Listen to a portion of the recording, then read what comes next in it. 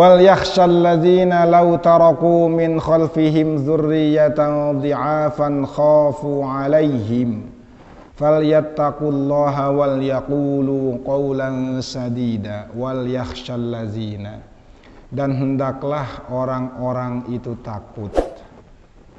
Nah, ini peringatan nih. Ya, sekaligus apa? Pemicu semangat kita. Untuk apa sih? Ya, untuk meninggalkan legasi, meninggalkan warisan yang baik. Ya, untuk meninggalkan warisan yang baik. Pertama, pokok pertama baik dulu. Kedua, banyak gitu.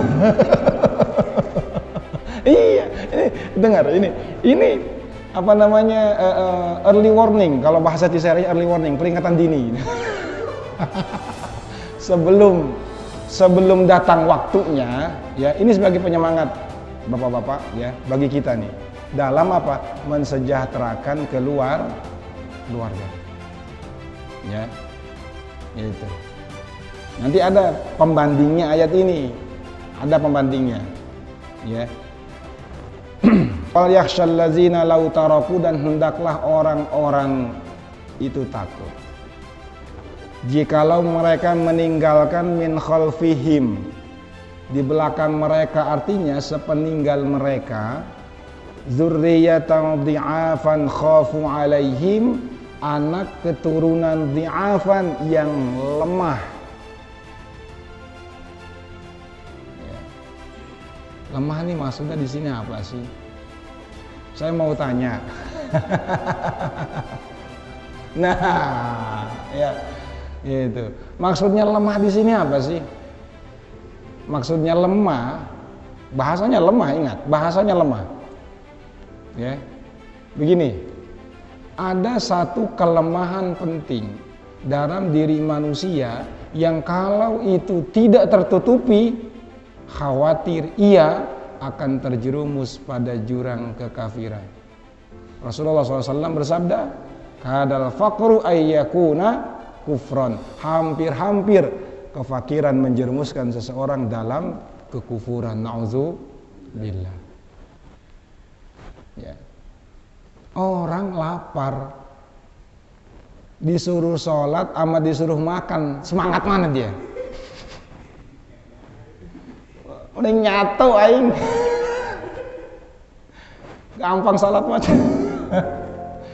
Gitu ya. Itu kan? Itu kebutuhan dasar manusia, ya. Dan agama, ya, amat sangat memperhatikan hal itu. Bahkan Allah Subhanahu wa Ta'ala sudah memberikan peringatan dini kepada kita selaku orang tua, yang pastinya, ya, kita akan meninggalkan sesuatu untuk anak keturunan kita. Ini penyemangatnya nih. Bahasa sekarang penyemangat buat cari cuan. Ya. Gitu. Tapi ingat, ya, ini satu sisi. Gitu. Harus balance. Konsepnya agama itu balance. Ya. I'dilu, adil maksudnya balance, seimbang. Ya. Jangan Allah memerintahkan kita mencari dunia, mencari harta untuk anak kita. Woi, cari duit, sholat enggak? Nah, ini salah. Makanannya terus disuplai jasmaninya, makanan rohaninya enggak, salah juga. Makanya tadi harus seimbang. Kata Allah, hendaklah orang-orang itu takut andai mereka meninggalkan di belakang mereka, artinya sepeninggal mereka, keluarga yang dhafu, di'afan, ya, yang dhaif, yang lemah, artinya tidak dalam keadaan sejahtera. Ya. Khafu 'alaihim, yang dikhawatirkan terhadap mereka. Ingat tadi bahwa, ya, kefakiran akan cenderung menjerumuskan orang pada kekufuran. Na'udzubillah. Ya, itu. falyattaqullaha wal yaqulu qawlan sadida. Di sini menariknya nih. Di sini menariknya. Tadi separuh ayat ini wal yakhsha sampai di'afan khafu alaihim, ya. Ini berbicara biar kita sungguh-sungguh nyari duit buat anak bini. Nah, tapi bagian kedua ayat ini kata Allah falyattaqullaha, hendaklah bertakwa kepada Allah. Artinya apa? Nyari duit ya cari, tapi jangan lupakan keseimbangannya. Artinya apa?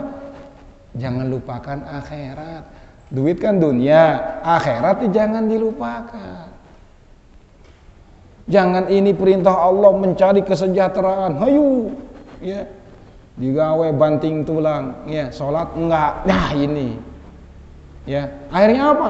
Kayak enggak masuk surga enggak. Maka kata Allah, falyattaqullaha, hendaklah mereka bertakwa kepada Allah. Merekanya ini siapa sih? Merekanya siapa? Ini ada dua person ini yang dibahas ini.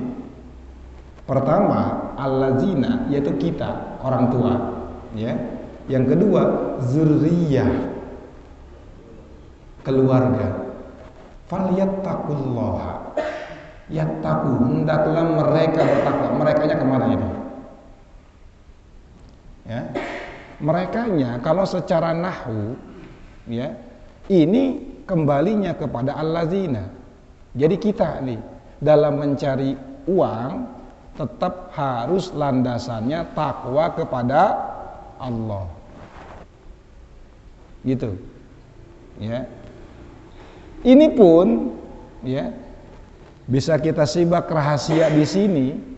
Allah Subhanahu wa taala, ya, memerintahkan pula kepada kita sebetulnya agar jangan mempersiapkan jasmaninya saja, tapi juga rohaninya, ketakwaannya.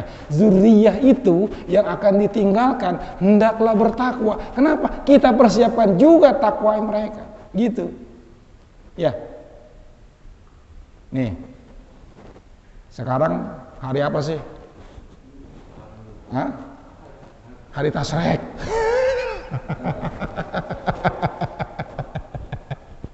Hari Ahad ya, kebetulan hari Tasyrik ya, hari Tasyrik.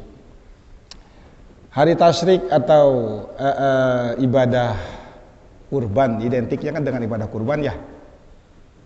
Kalau kita menurut kepada sejarah, ibadah kurban ini termasuk salah satu ritual paling lama yang pernah dilakukan manusia. Ingat kisah Qabil dan Habil?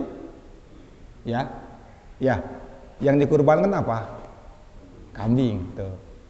Yang kedua, ya. Kalau ke sana terlalu jauh, ke Nabi Ibrahim alaihis salam.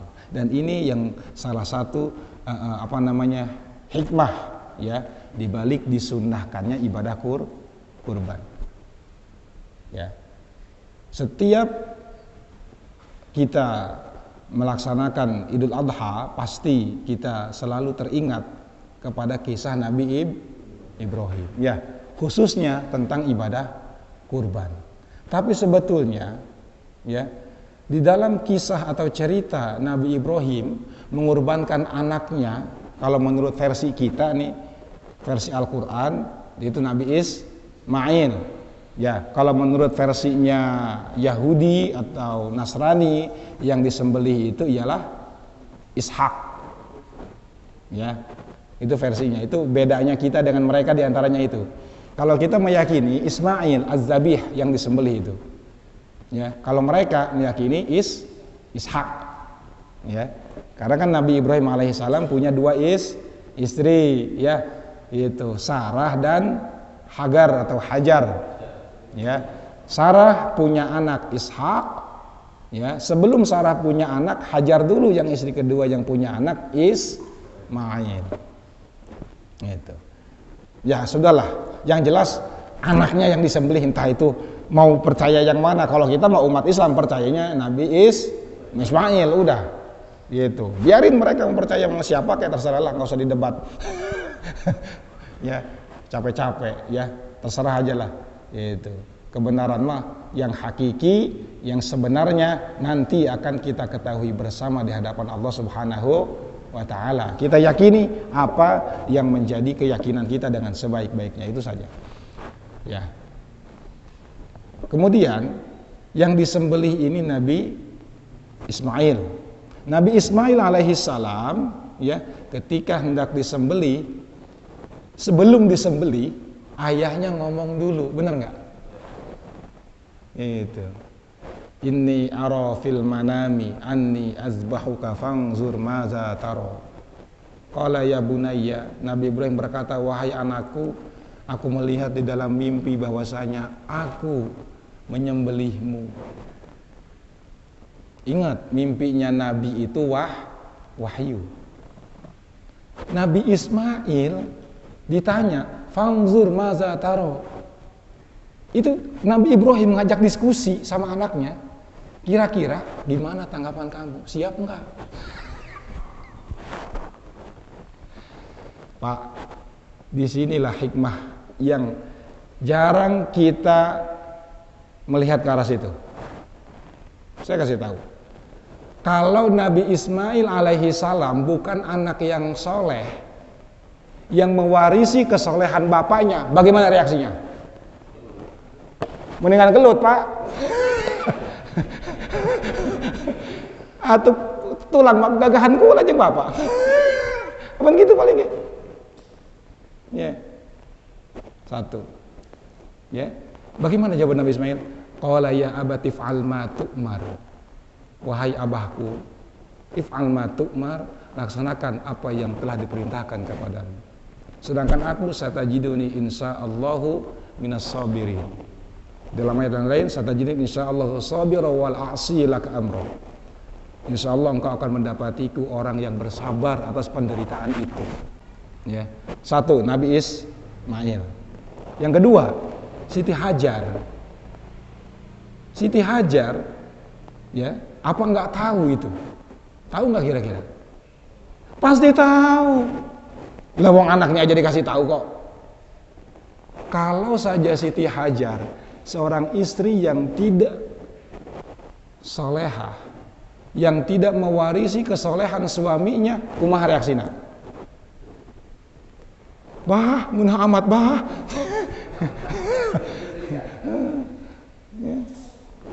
Gitu. Kula nu ngareunahkeun 8 bulan, kula nu nyusuan, kula nu ngaheujeun, kula nu ngagedekeun, kula nu maraban sorangan.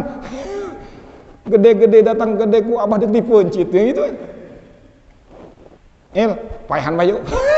Kayak gitu ya. Ngajak anak Ismail. Tapi enggak, reaksi keduanya sabar. Tunduk patuh secara totalitas kepada perintah Allah Subhanahu wa taala. Kenapa sih bisa begitu?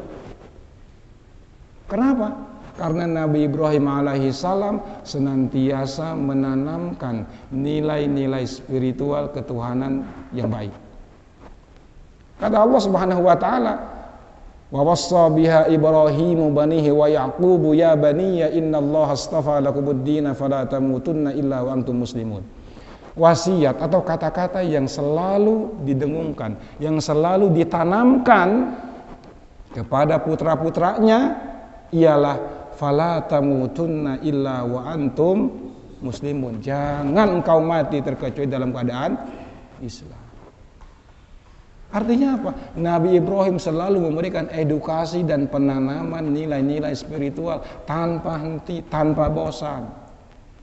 Dan tentu dengan diiringi contoh. Ya. Ini rahasianya sebetulnya. Sehingga apa? Sehingga Nabi Ismail, ya Allah, bocah sekecil itu, ya, berkelahi dengan waktu enggak? Ya, mau nerima, masya Allah, luar biasa ya. Kalau anak kita, Allah ya Karim, luar biasa ya. Kadang-kadang, ya, kita harus apa ya, merefleksikan diri ya, gitu, melihat, bermuhasabah sudah sejauh mana ya Jadi gini, ayat ini Allah memerintahkan cari duit, ya. Tapi ingat ayat yang lain kata Allah, ya, tanamkan nilai-nilai spiritualitas yang baik dan benar. Itu, ya. Makanya tidak heran keberhasilan Nabi Ibrahim ini, ya, diikuti juga oleh cucunya Yakub. Am kuntum syuhada idh hadar Yaqubal mautu idh qala li banihi ma ta'buduna min ba'di. Nabi Yakub pun berwasiat kepada anak-anaknya ketika hendak meninggal, ya, apa yang akan kalian sembah setelah kematianku? Qalu na'budu ilahaka. Kami akan menyembah Tuhanmu wa ilaha abaika, dan Tuhan bapak-bapak moyangmu, seterusnya. Luar biasa. Jadi dari generasi ke generasi ke generasi. Makanya tidak heran kalau kemudian Nabi Ibrahim alaihissalam disebut Abul Anbiya, bapak moyangnya para nabi. Kenapa? Karena hampir keseluruhan nabi dan rasul yang Allah Subhanahu wa taala utus setelah beliau berasal dari keturunan beliau. Baik itu dari jalur Ishak maupun jalur Ismail. Gitu. Karena apa? Keberhasilan pendidikan yang dilakukan oleh Nabi Ibrahim alaihissalam kepada istri, kepada anak, anak kepada cucu, cucu kepada cici, terus berkesinambungan. Luar biasa. Ya. Rahasianya itu apa? Selalu menanamkan nilai-nilai spiritualitas yang baik, ya, ketauhidan yang baik dan benar. Maka jangan lupakan mendidik anak tentang keimanan. Innal ladzina ya'kuluna amwalal yatama zulman innama ya'kuluna fi butunihim nara wa sayaslawna sa'ira. Innal ladzina, sesungguhnya orang-orang ya'kuluna amwalal yatama, yang memakan harta anak yatim zulman, dengan cara zalim. Nah, innama ya'kuluna fi butunihim nara, bahwasanya mereka memakan api di dalam perutnya. Wa sayaslawna sa'ira, dan mereka nanti akan dikembalikan ke neraka sa'ir. Na'udzubillah. Ya, ayat yang ke-10 ini berisi tentang ancaman bagi mereka yang memakan harta anak yatim. Ya. Tapi ingat pembahasan yang kemarin tuh, boleh nggak makan harta anak yatim bulan kemarin? Hah? Boleh nggak makan harta anak yatim bulan kemarin? Saya ingat, saya nanya. Ya, boleh ya? Boleh. Nah, tapi syarat dan ketentuan berlaku di sana. Gitu. Makanya kata Allah di sini, ya, itu. Kata Allah di sini, zulman, orang-orang yang memakan harta anak yatim secara zalim, bukan haknya, nggak sesuai prosedurnya. Gitu. Emang ada udah dibahas bulan kemarin. Kalau balik lagi lama lagi nih. Ya. Udah dibahas bulan kemarin, ya, itu apa-apa saja, ya, bagaimana caranya, gitu, dan berapa, ya, udah dibahas teknisnya, ya. Makanya di sini yang memakannya secara zalim. Kalau nggak zalim, nggak berlaku ancaman ini, gitu. Bahwa orang-orang yang memakan harta anak yatim dengan zalim, innama ya'kuluna, bahwasanya mereka memakan fi butunihim, di dalam perut mereka, naron, api. Ya Allah. Pak, saya mau nanya, yang dimakan itu api apa makanan kira-kira? Makanan ya. Tapi makanan ini karena haram, maka dia jadi api. Artinya apa? Mengakibatkan orang tersebut nantinya dibakar di dalam api neraka, itu maksudnya. Maka seolah-olah meskipun yang dimakan sama dia itu makanan, seolah-olah kata Allah itu bukan makanan hakikatnya, tapi apa? Api, dia sedang makan bara api. Bahkan memakan apinya bukan baranya. Nauzubillah. Ya, hati-hati. Ya, hati-hati. Ya, hati-hati ini. Luar biasa ancamannya. Ya. Wa sayaslawna sa'ira. Tidak berhenti sampai di situ. Dipertegas oleh Allah Subhanahu wa taala. Nanti mereka itu yang memakan harta anak yatim dengan zalim akan dikembalikan ke neraka sa'ir. Nauzubillah min dzalik ya. Mudah-mudahan ya kita dijauhkan oleh Allah Subhanahu wa taala dari segala macam ancaman-ancamannya, dari segala macam perbuatan buruk yang menjadikan kita terkena ancaman dari Allah Subhanahu wa taala. Amin amin ya rabbal alamin. Assalamualaikum warahmatullahi wabarakatuh.